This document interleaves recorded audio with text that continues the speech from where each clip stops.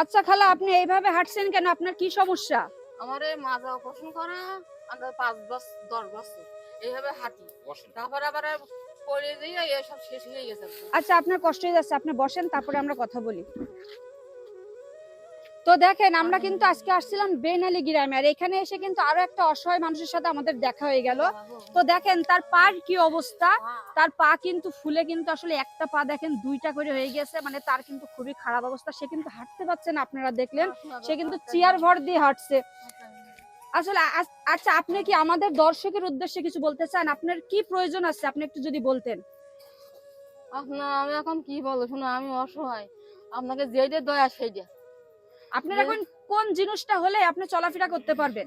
ও চলাফেরা করতে পারবো, হুইল চেয়ার। চেয়ার হলে ভালো হয়। চেয়ার হলে হ্যাঁ। আসলে কিন্তু সে বলতে পারছে না যে হুইল চেয়ার, তো বুঝতেই তো পারছেন। না না তো আসলে আপনারা এই ভিডিওটা যারা দেখছেন, আমি বলবো আপনারা অবশ্যই ভিডিওটা প্রচুর পরিমাণে শেয়ার করবেন। আসলে কিন্তু সে অসহায়, আর আপনারা যদি পারেন তাকে একটা হুইল চেয়ারের ব্যবস্থা করে দিবেন। দেখেন ভাই, আপনারা যদি আর্থিক ভাবে সহযোগিতা করতে না পারেন, তাহলে একটা শেয়ার করবেন। আপনাদের একটি শেয়ারের মাধ্যমে একটা অসহায় মানুষের মুখে হাসি ফুটবে এবং সে কিন্তু সুন্দরভাবে চলাফেরা করতে পারবে।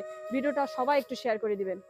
সুস্থতা আল্লাহর নিয়ামত, খেয়াল করে একটু ব্যবস্থা করবেন আপনারা, আমরা সবাই মিলে ইনশাআল্লাহ।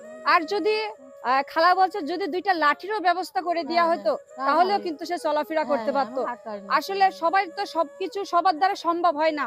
তো আসলে আপনারা একটু এই অসহায় পরিবারটার পাশে একটু এগিয়ে আসেন। দেখেন খালার কি আহাজারি, আপনারা সবাই এই ভিডিওটা শেয়ার করে দিবেন আর এই অসহায় পরিবারের পাশে এসে দাঁড়াবেন।